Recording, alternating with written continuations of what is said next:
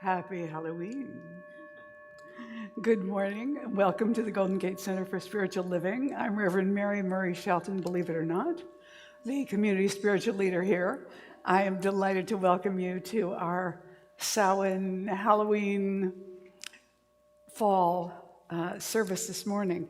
Oh, darn, this keeps turning off on me. I don't know why. There we go. So the first thing we want to do this morning, all of us, is take a moment to welcome one another.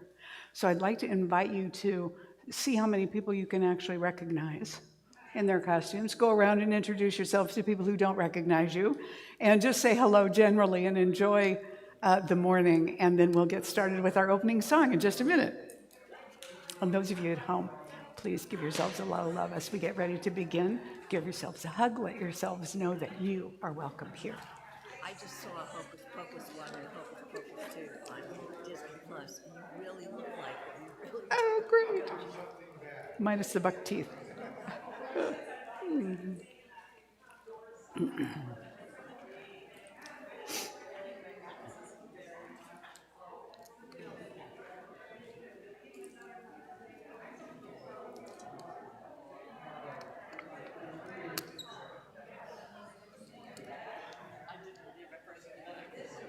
All right.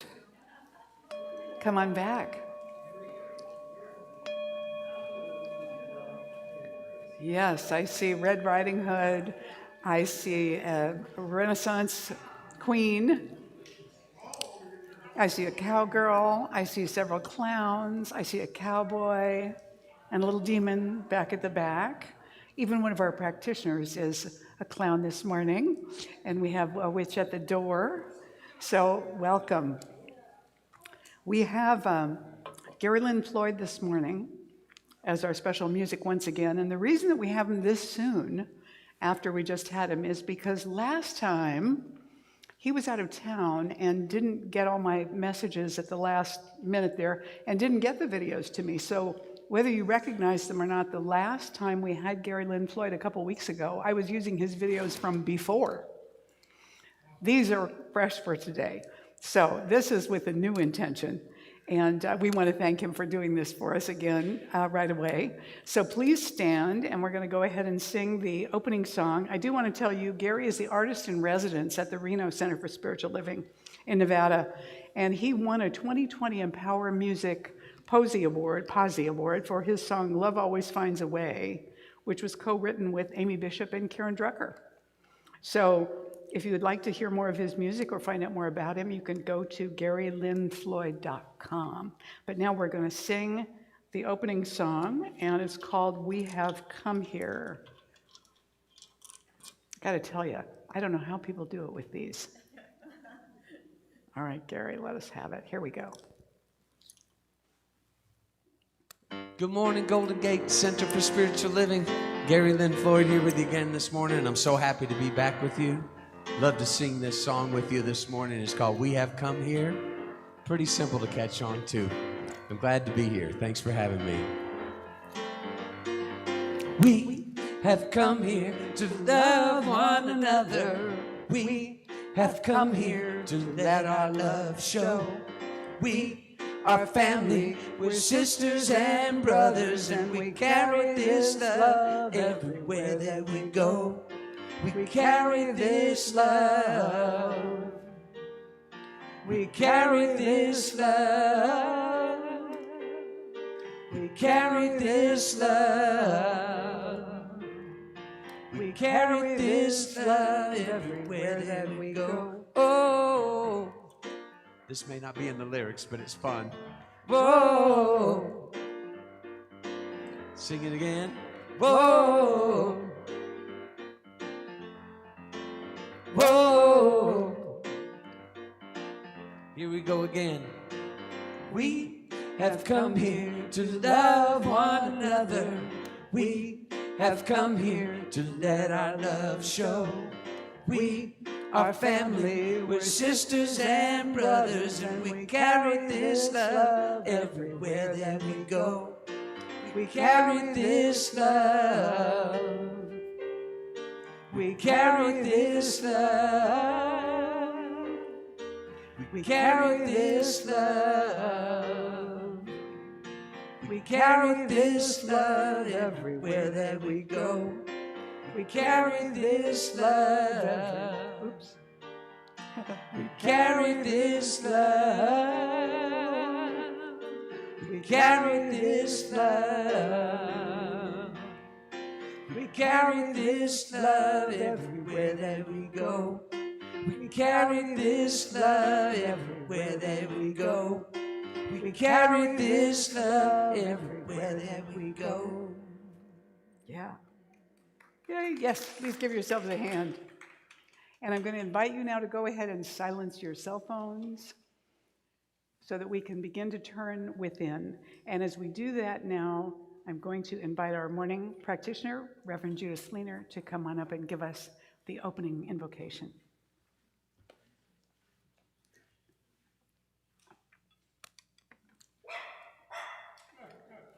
And so it is. So as we go within,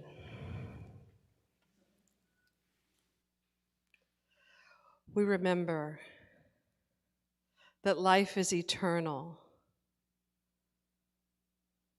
that it is something that has always been and will always be, and that the divine lives in and through and as all beings in all realms. And as we live in the world of the realm of men, we know that there are other realms beyond and before, and that what connects them is the spirit of the divine that lives within each and every one of us. And so I am standing in that presence of the eternal now in this very moment, remembering that I am not separate, but I am connected to the past, the present, the future. I am connected to the humans and the winged ones and the ones that bark. I am connected to the trees and the earth and the flowers and the waves and the wind.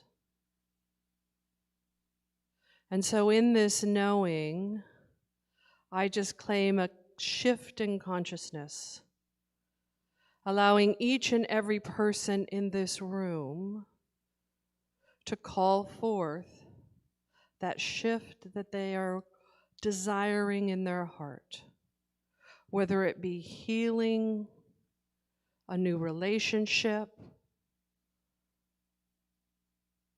an expression of joy, a healing of sorrow. That we live in the circle of life, that just as the sun rises in the east, and there are new beginnings with each new sunrise, and as we go through the high activity of the day and the setting of the sun, we remember that the one in time that we are moving into now is that time of being quiet, where there seems that nothing is going on, but that's where the shift in consciousness for all the desires are happening. And so I just give thanks, knowing that as we live in this eternal life, connected to the divine, it is the words we speak on our heart that are picked up by God and made manifest in form.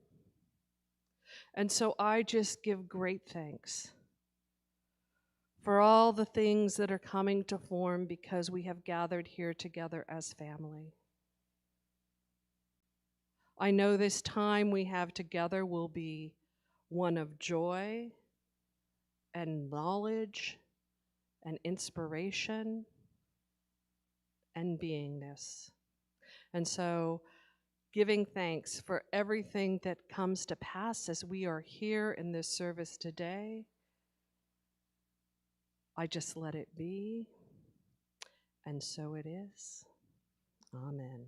Blessed be.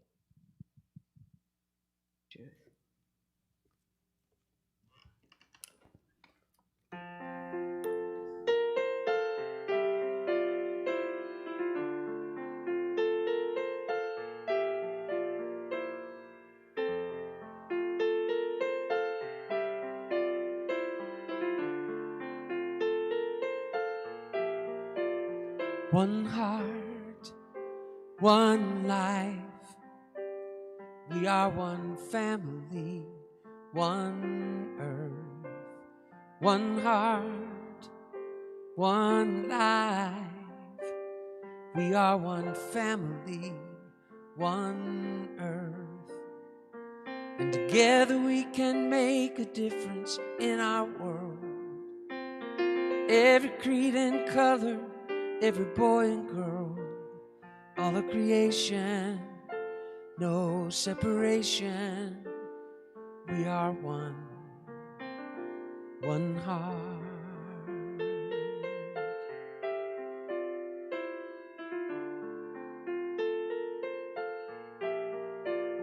One heart, one life.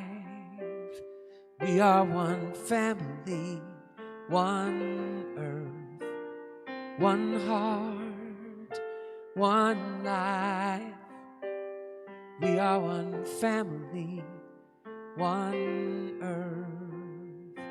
And together we can make a difference in our world.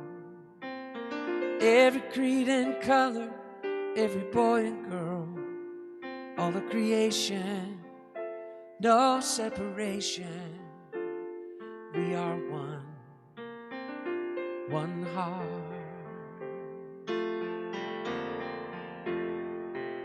And even though it seems we are so far apart, and many times we're feeling all alone, the truth of who we are has been here from the start.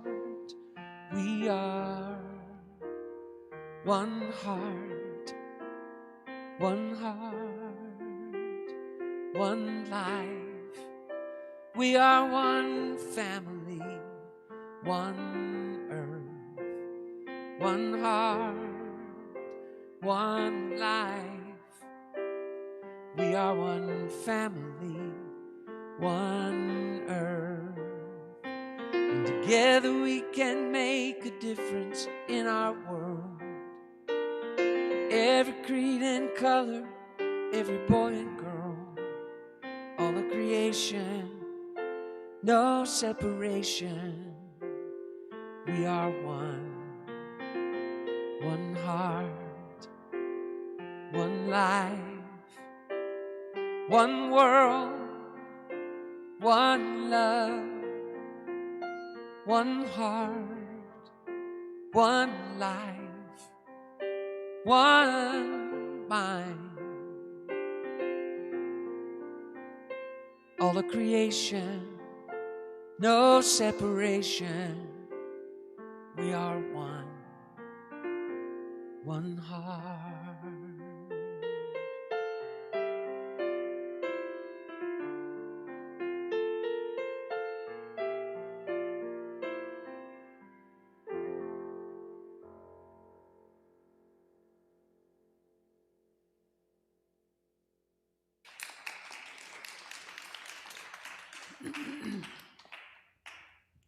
What a wonderful song for what we're doing this morning. This whole month we've been talking about the sacred body temple. And so we're coming to the end of the month now, and as we've looked at each aspect of ourselves physically and energetically and connected with the earth and the water and the trees and so on, the sacred body temple takes us to this place of recognition that we're all a part of larger bodies within larger bodies within larger bodies within the largest body of all. And so as we look at this today, we come to the recognition that we begin with just a few cells.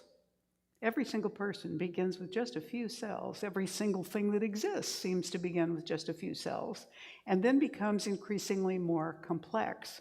At the same time, each one that begins is contributing something to the whole in every version of ourselves, in every sort of phase of our lives, or every sequel, you might say. So that leads me into the morning story. How many of you have candy ready for kids for Halloween? You expect kids to be near your home? Yeah? So this is a Halloween story. One chilly Halloween, a teenage trick-or-treater came to my door, dressed as Rocky, complete with boxing gloves, a cape, and satin shorts. I admired his costume as well as his stamina in that weather, and I tossed some goodies in his sack.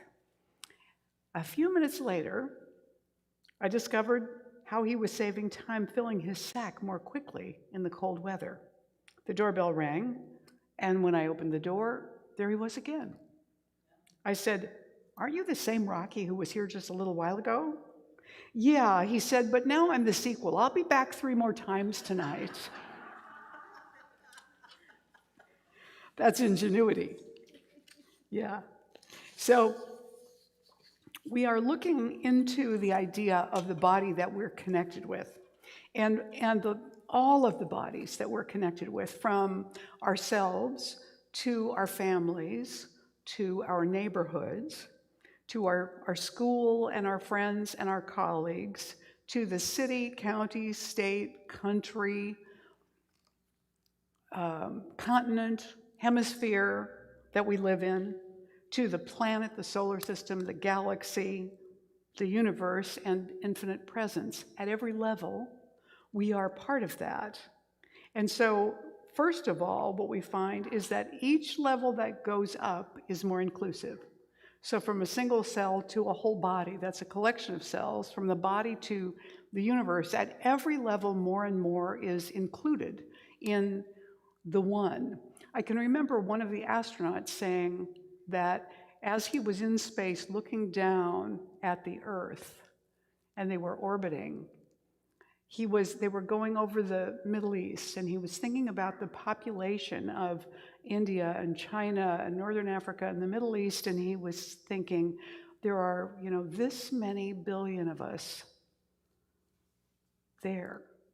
And then he realized he was saying not them, not Chinese people or Indian people or African people of the northern countries in the continent of Africa, but rather we, human beings, humanity. There are this many billion of us,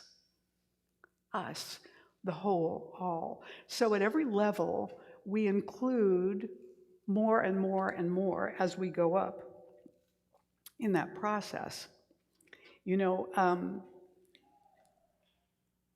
Every level that we go to then requires more complex collaboration, and it expands the expression of the one life into more and more creation. So as each level up is more inclusive, moving here from the United States to the Western Hemisphere, and then going on outward into the universe, what we discover also is that each level moving downward is more individualized, more of an individualization of the one. With organ transplants, Paul Pearsall wrote a book with Gary Schwartz and Linda Russick about the experience of transplant patients, because there was an assumption, of course, that an organ was just an organ. They could transplant it into another person without it having particular effect on them, except to make sure they didn't reject it, if it was a cellular match, a tissue match, right? However, when the recipient is particularly sensitive, what they've noticed is that they sometimes have memories and preferences and even personality shifts that are more inclusive of the person whose organ they have received. So Paul Pearsall was I believe, a heart transplant recipient, and he began to have this experience. And in this book, or in this article they wrote for Nexus magazine in 2005, they said, living systems theory explicitly posits that all living cells possess memory and decider functional subsystems within them. Integration of systems theory with the concept of energy provides compelling logic that leads to the prediction that sensitive recipients of transplanted organs can experience aspects of the donor's personal history stored in the transplanted tissues. So, we've talked in here before about how holograms work, how when the laser image is captured on a piece of holographic film, it doesn't look like anything until you shine a laser light through it. And then you see the thing in 3 dimensions that was photographed using this process. And I have said that we're all holograms of the infinite, that the whole, because it's everywhere, the infinite is everywhere in its completeness always. So that means that you're not a part of the whole. You are the whole. And the person next to you is the whole. Not a whole other, the same whole. It's encoded everywhere in everything like a hologram. Does that make sense? I mean, as much as we can understand a hologram. And the other thing about a hologram is if you take that holographic film and cut it up in little pieces and pick just one little piece of it and shine the laser light through it, you still get the whole 3-dimensional image. It's encoded everywhere on that piece of film, no matter how small the little subsection is that you cut loose. But it's fuzzier. So, I like to say we're fuzzy holograms of God, each one of us. And so when people say you're a drop in the ocean, but you're not the ocean, it's true, but it's also not true. We are individualized, but we are the whole also as the one that we are. It's a big idea to get our minds around, that this presence can be unlimited by time or space and be fully, completely present in every moment, everywhere, all the time, and beyond the all that is in form. So as we look at moving downward, as each thing becomes more and more individualized, first we have this image, which is of the San Rafael Farmers Market. All right. Now, there's a lot of individualization going on there. First of all, this is local. It's right here, close to us. Second of all, it's full of people, but not only people. It's also full of all kinds of growing things that have been harvested. So there are many, many individualizations in this one picture. But if we go down another level, we have a family that's less than San Rafael, but it's a group, it's a body. And then finally, we just have this one little angel who's anticipating what might be coming for Christmas. At every one of these levels, we're getting complex, deeply complex and deeply individualized. So the cells in a single body have to be organized. I'm kind of ringing, Dana. Can you check that? Doesn't sound like it to you? It does to me, but maybe that's just me. The cells, as they cooperate together, they have to do that in order to sustain the life of the whole body. So they all have jobs, but they cooperate with one another. And they're very,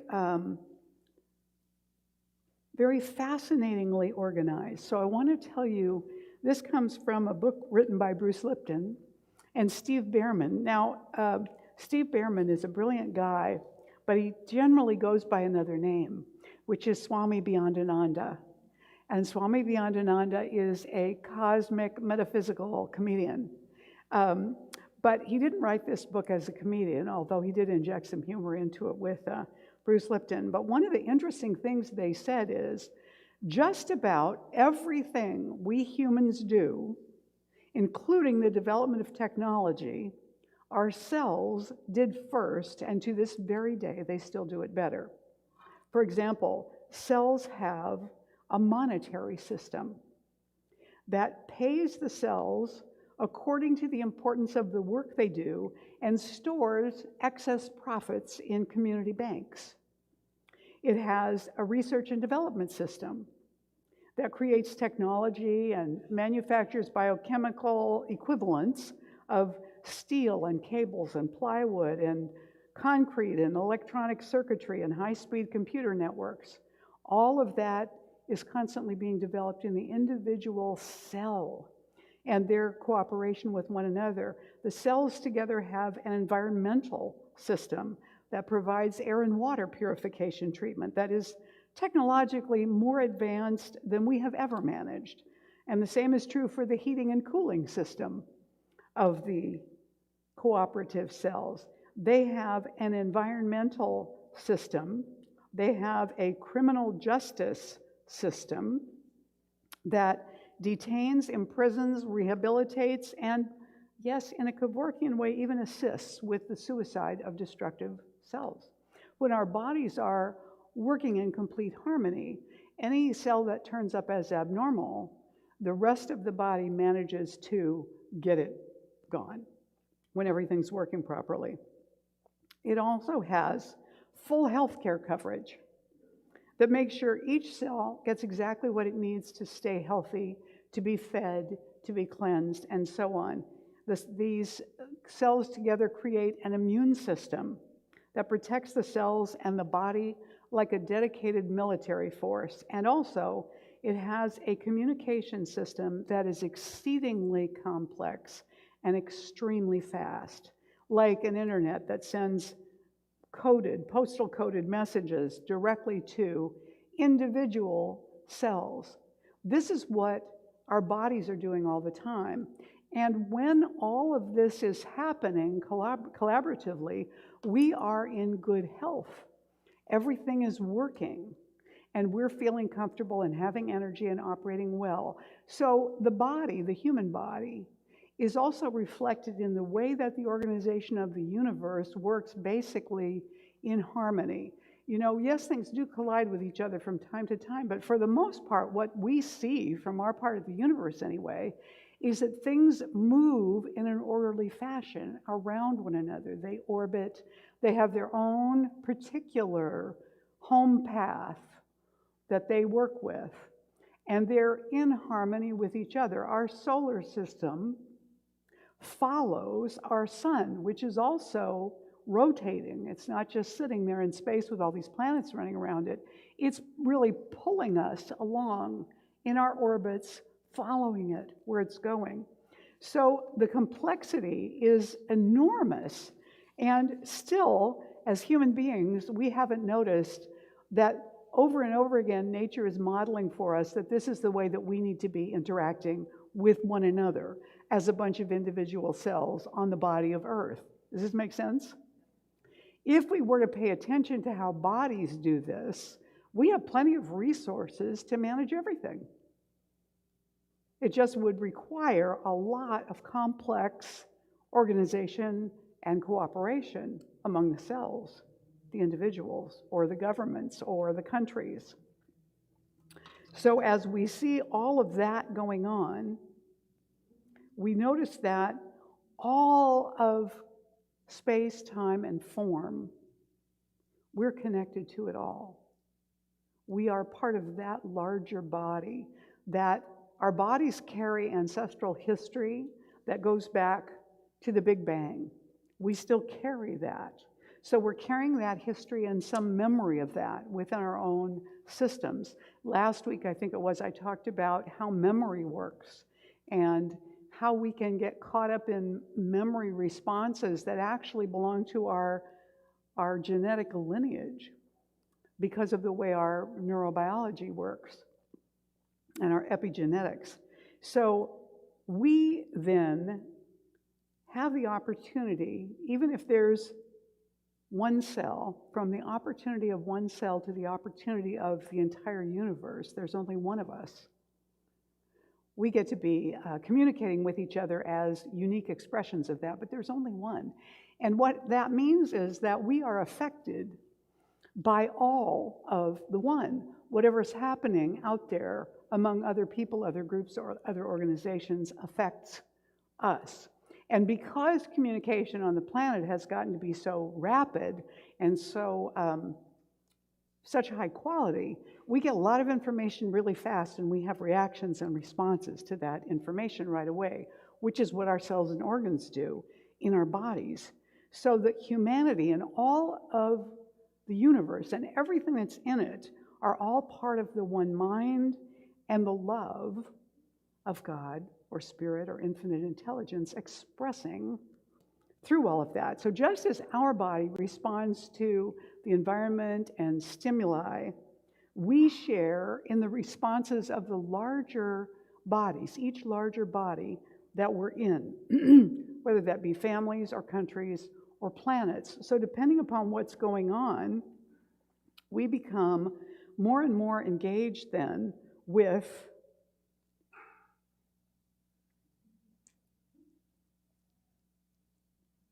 the universe.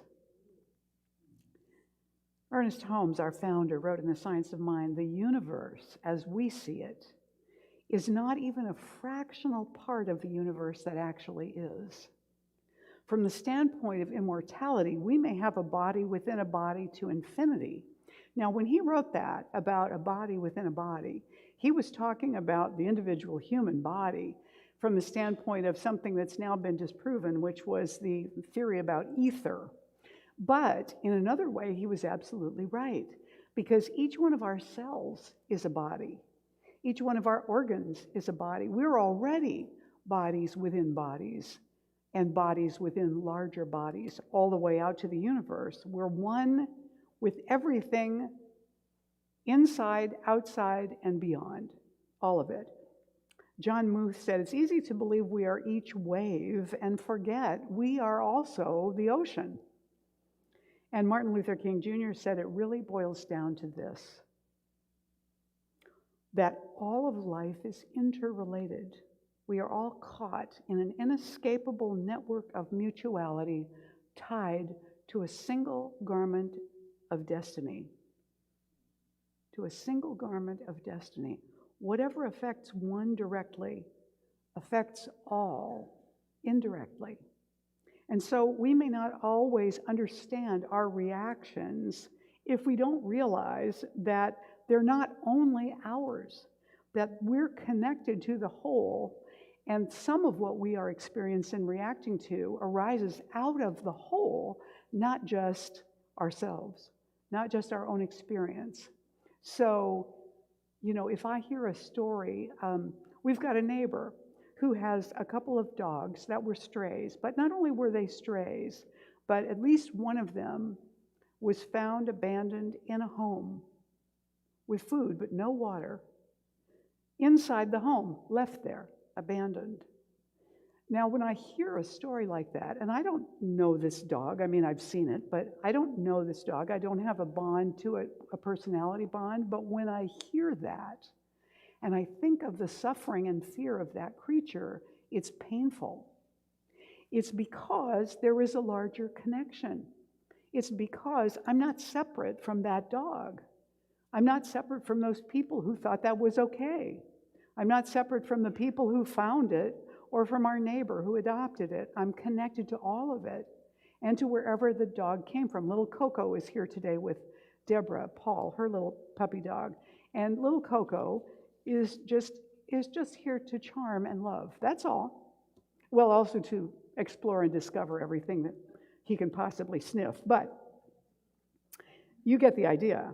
So we have then this unique, incredible opportunity, because all of the orders of creation in the animal forms, including us, as we become more and more self-aware, more and more intelligent, more and more able to communicate, we are also actively, consciously, or maybe more often unconsciously, contributing to the reactions, the level of cooperation and collaborativeness of the whole, at the same time that we're being influenced by it. So just like we are on some level experiencing inwardly what is happening in Ukraine, what is happening to those soldiers on both sides, what is happening in the minds of the people who govern those countries, just as we're connected to that and influenced by our feelings about it, what we do about it in our own emotions, our own minds, the way we think about it,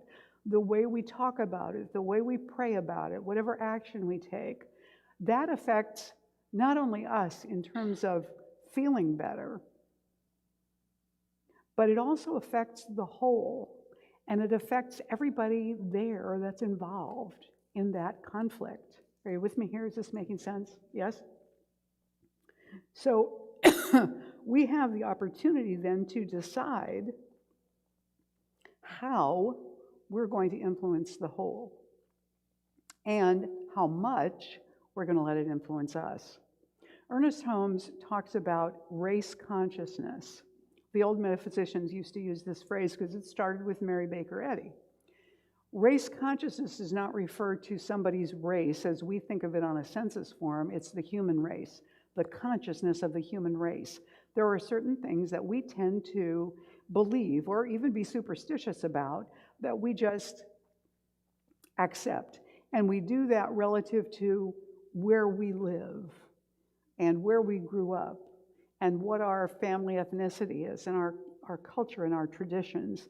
We hold certain things in a certain way, or we respect certain things more because of that background, because of what we share.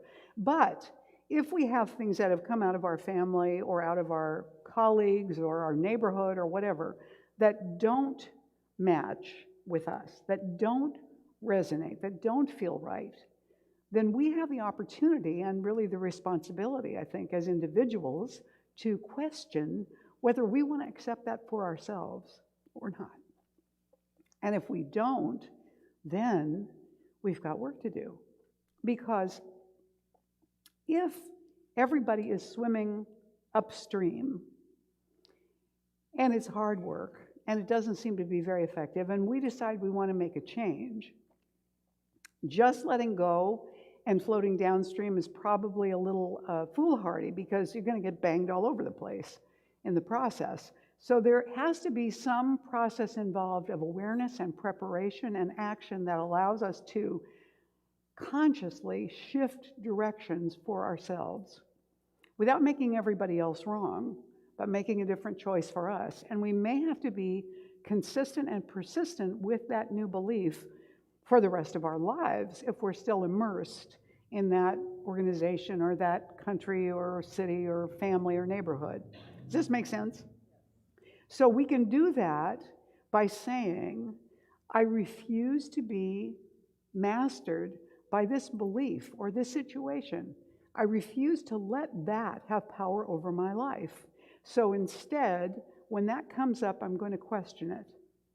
Is this accurate? Do I really believe this? Is this how I want to be experiencing my life? And if it isn't, maybe I want to choose an affirmative statement that claims the opposite for me and removes the power from that old belief. It's like Ernest Holmes says, you have to look a fact in the face and deny it. And it isn't a fact you're denying so much as something that's held as a fact in your belief system or in a communal belief system. So, for example, individuals who have eating disorders like anorexia can look at themselves in the mirror and not really perceive what we see. It affects their entire perceptual system. In order to become healthy, somebody has to let go then of the idea that they're not thin enough yet. Somebody has to let go of that idea and begin to assume that there is a healthy way to be and this isn't it, and that they want that, and that they're willing to do what they need to do that, even though everything in their psychology is trying to drag them the other way because of what trauma is encoded there. We get to choose what's going to influence us and how much. We also get to choose, at least some of the time, consciously, what we want to be contributing to the whole, knowing that it does make a difference, that because there's only one, everything we contribute to the whole matters. It's all important. And what we consciously contribute intentionally for the good can go with more energy, more fuel, more power into the whole, because we're doing it consciously, intentionally.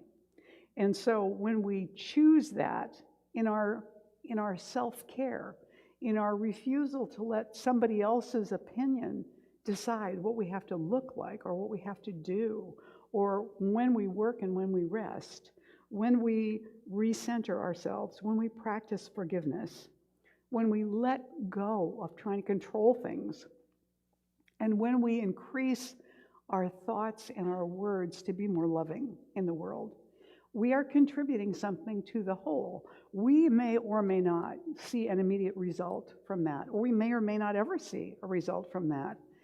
But it matters because we affect the whole in the same way that it affects us. So something could be going on in the world today that we know nothing about, and we may not feel it yet. Unless we're extremely sensitive, we may not feel it yet. But as soon as we begin to hear about it, not only do we begin to have a response to it, but we begin to resonate with all the responses that are taking place in other people all over the world. And so we like to be part of a tribe, part of a group, part of the in crowd, part of the winning team, whatever it is. And so when we perceive that others are experiencing this, we decide where we're going to land on that continuum of reactions and responses. And I want to tell you, your first knee-jerk reaction is not the one you need to be concerned about, because we all have that. There's always that quick response. You get a feeling of anger or fear or frustration or discouragement or delight or curiosity or sort of a mean satisfaction that something's not going well for somebody you don't think well of. You know what I mean? Or am I the only one who does that? It's the costume. It's the costume.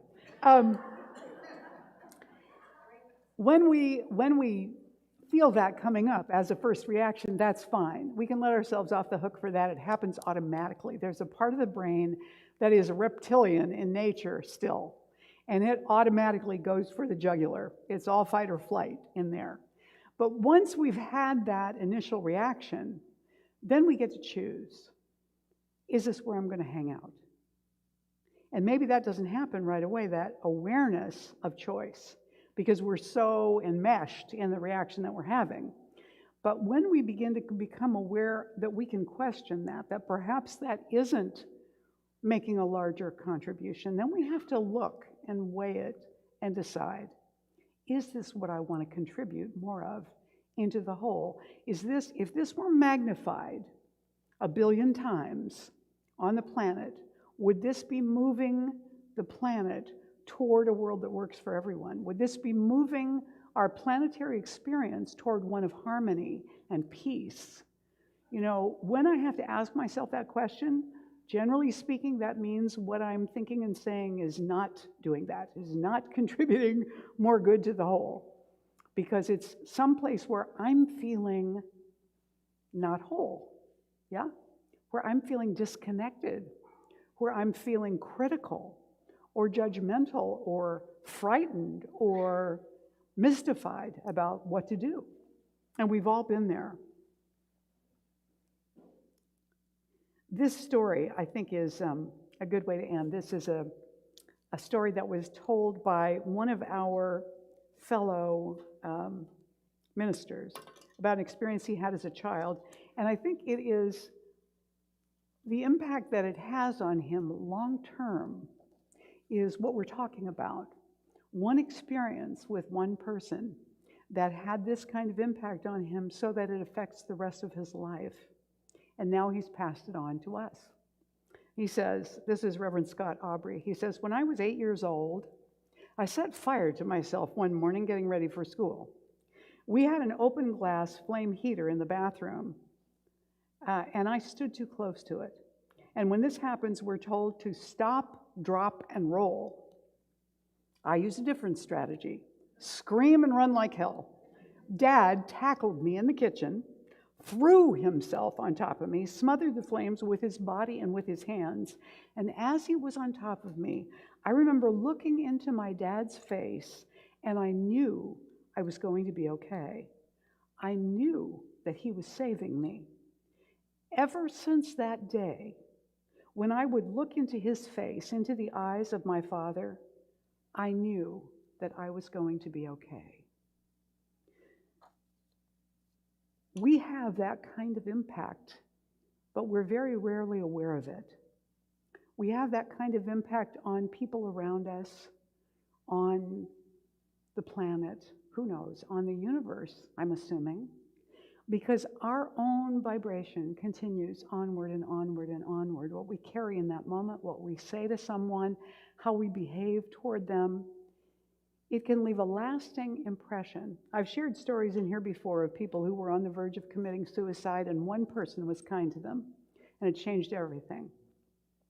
We never know what that moment is for someone else, or what our participation might mean in terms of our own contribution to their lives and to what they pass on to other people. This is true whether it's, donating your organs or saying hello to somebody in line at the grocery store.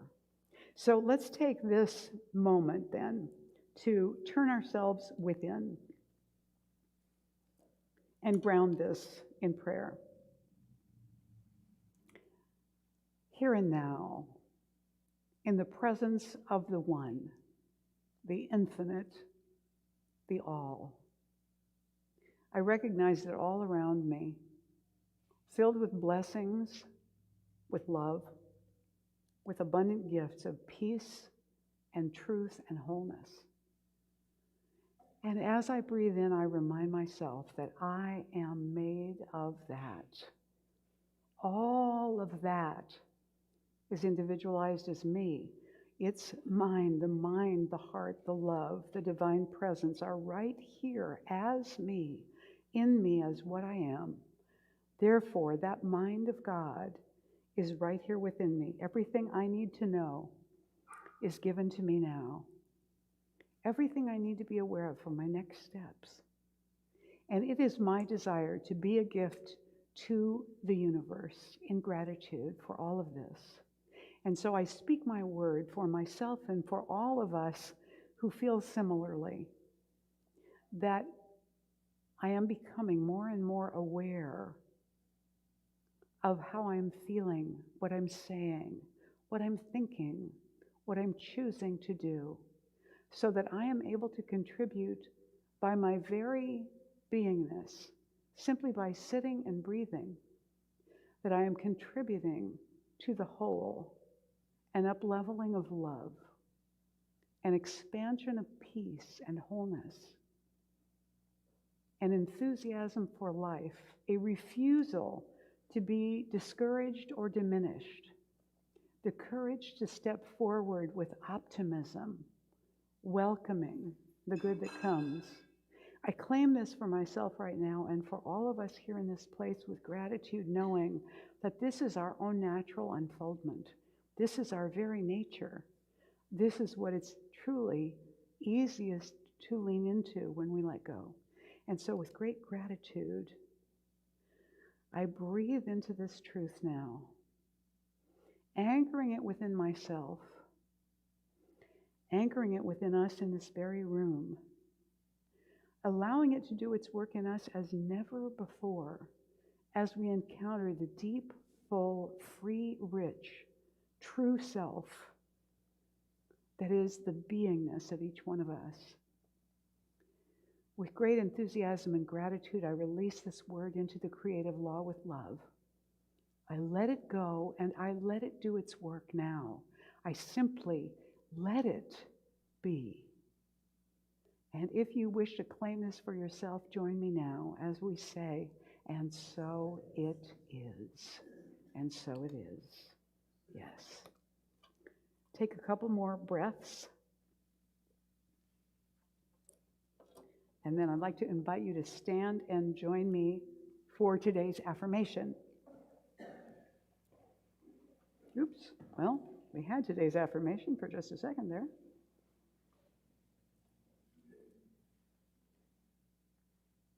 There it is. There is only one life, one mind, one body, the life, mind, and body of God. I am an expression of these, and so is the rest of creation. I cannot be separated from the whole. I am part of everyone and everything, and creation is part of me, and so it is. You may be seated. Many years ago, when I was the minister in Huntington Beach, I had a congregant who was quite mystical in her approach. And yes, ushers, please do come forward now. And one of the things she said to me after we had prayed a prayer in the service where I said, God and I are one. And she said to me, Reverend Mary, shouldn't it really be God and I is one? It doesn't sound grammatically correct, so my ear kind of does that. At the same time, yes, that really is the truth. If it's a singular, it is one.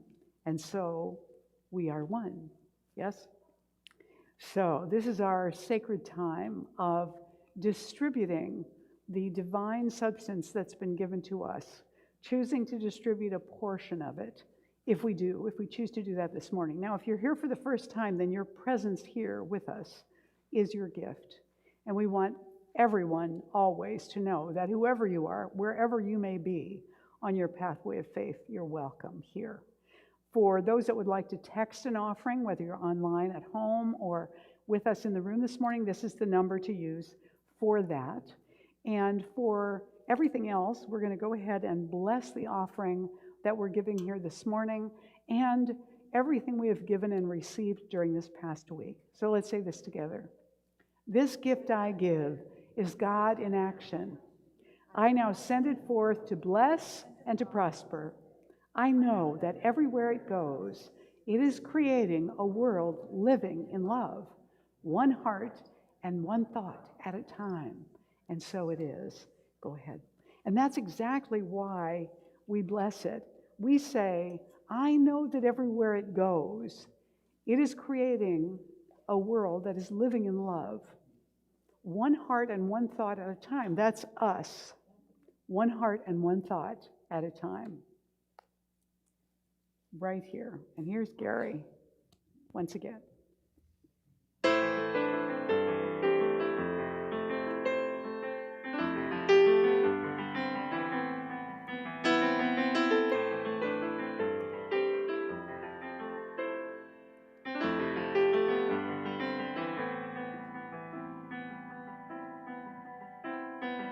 Autumn breezes blow, leaves come dancing down.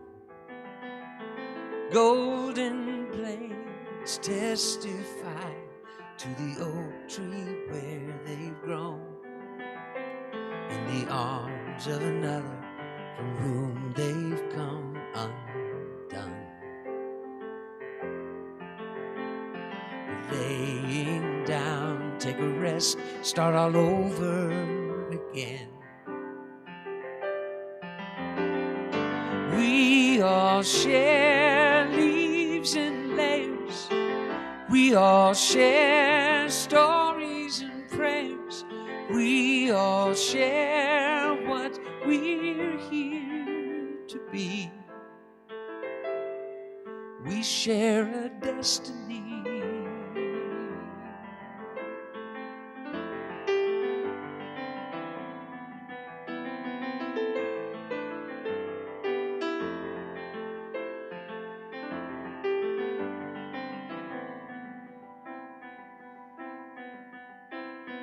Brook that's in the flow, there's a rock that wears a crown. The density of a million years reigning all around, in the arms of another, been holding for so long. The love affair never dies, keeps growing strong. We all share leaves and layers. We all share stories and prayers. We all share what we're here to be. We share a destiny.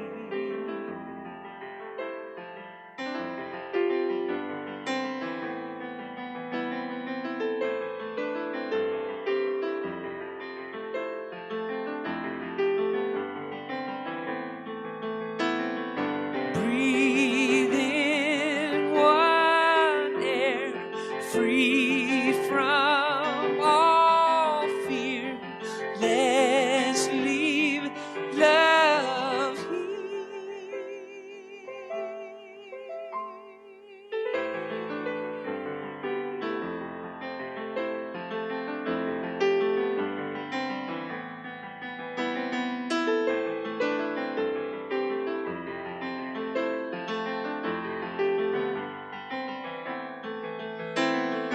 We all share leaves and layers.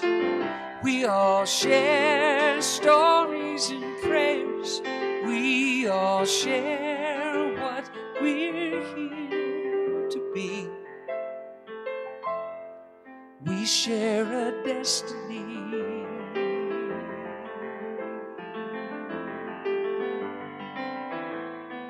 We share a legacy.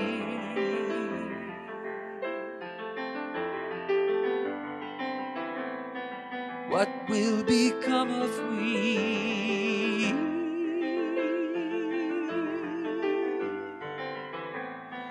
Give of the best of me.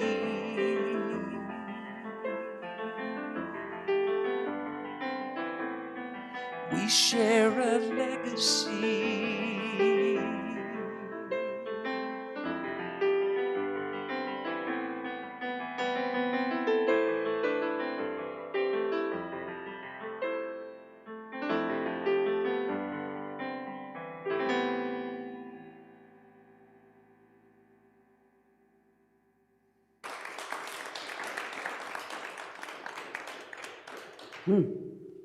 Thank you, Gary.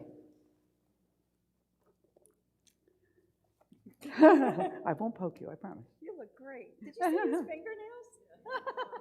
I don't know how people do anything with these, but she has them in the movie, so I have them. So don't get too close. But now, we all of us together on behalf of Golden Gate Center for Spiritual Living do accept this offering, and we use it intentionally, sending it out into the world to bring a greater sense of wholeness and harmony everywhere that it goes. And so it is.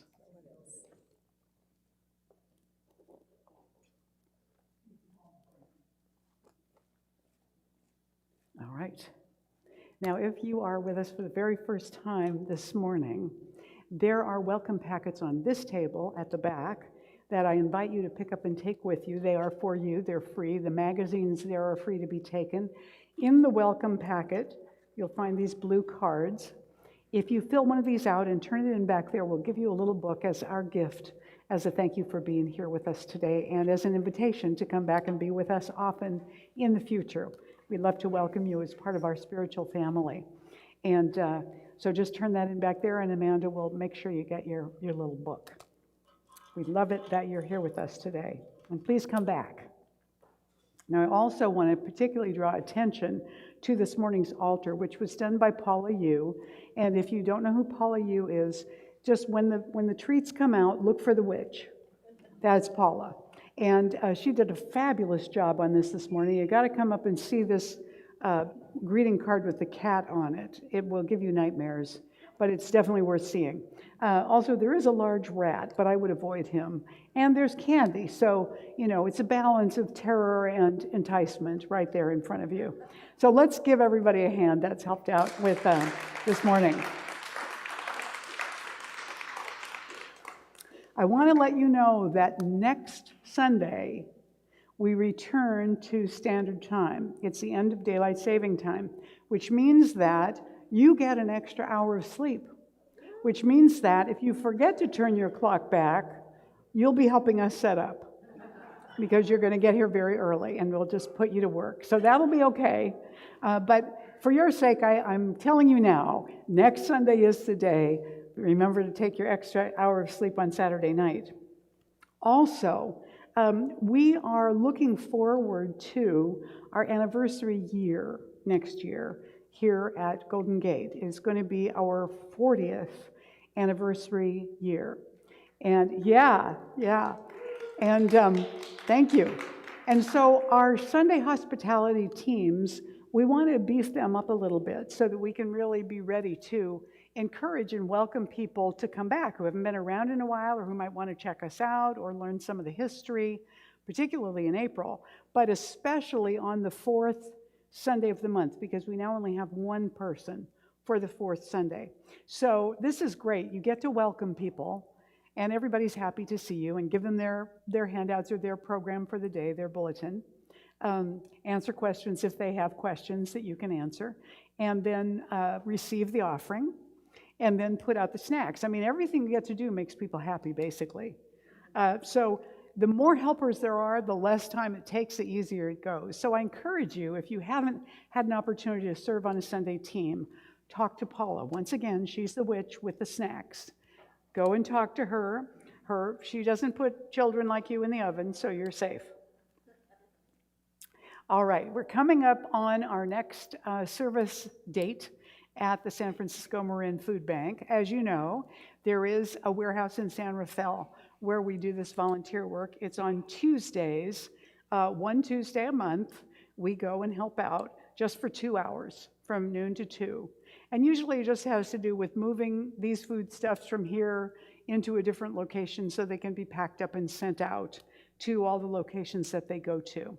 And you can get on that list to help on the 8th. I think that Ellen needs your info by the 1st, which is just 2 more days. So if you're interested, please let her know right away. And if you are signed up and can't do it, be sure and let her know that so she can fill in, or let the food bank know we're a little short. The men's group is having their next gathering at the usual location in Lucas Valley on September 12th. That's a Saturday. And November. What did I say? Oh, no, November. I haven't figured out how to run time backwards. So it is November from 3 to 5 in Lucas Valley. The directions are up there. Take down Steve's number in case you might get lost or have any questions. You don't need to RSVP. Just show up there at that time and bring a poem to share. And also, our fabulous guys have decided to do an additional brunch. Usually they do them once a quarter, and we had one in September. But they're going to do one for us in November, the very next day after their get-together, on Sunday, November 13th. That'll be right here. There's going to be eggplant parmesan and salad and a bunch of other good stuff. It's only $10, and the proceeds from that event go to support Golden Gate. So we're really delighted to have that back again so soon. The guys do a great job. The climate action tip of the week is to buy sustainable seafood. There are a lot of places where the fish and the seafood that we get are being over-harvested. And so we want to look at those species that need to be left alone, purchase sustainable species that are being taken care of. And if you go to Fish Watch, that website, you can get info on which ones are most endangered now, what to avoid eating, what to eat, and look for the best ones you can find, all right? Now, let's see, how do I want to do this? I think, real quick, before we do the prayer, if you're in a costume today, would you come up and join me up here? Because we have some people in costumes, and I would love to get a photo of us in our costumes, just for posterity's sake, you know. So, and we do have a practitioner with a red nose. I think you should come and join us. Because it's not always that I would love to give those out to all of our practitioners actually and have them all show up in clown noses. But I like the clown nose with the goatee. I think maybe we should do that for everybody. That would be good. Yeah. All right.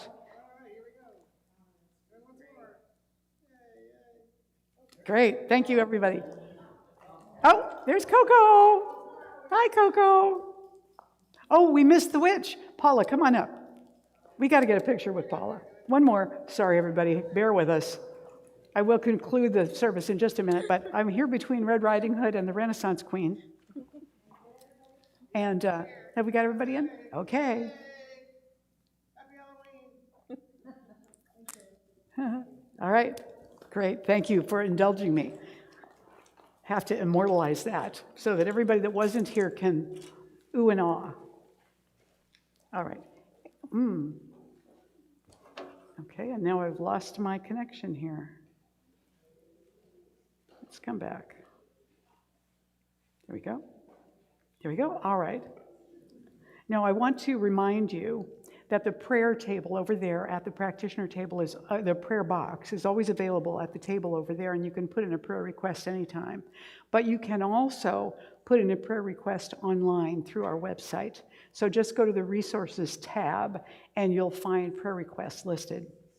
We also have thank you, Coco. We also have 2 practitioners on duty this morning who are available to pray with you today. So do take advantage of that.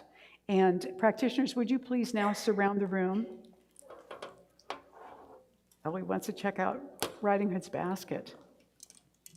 Where are you going, Coco? There's Mama.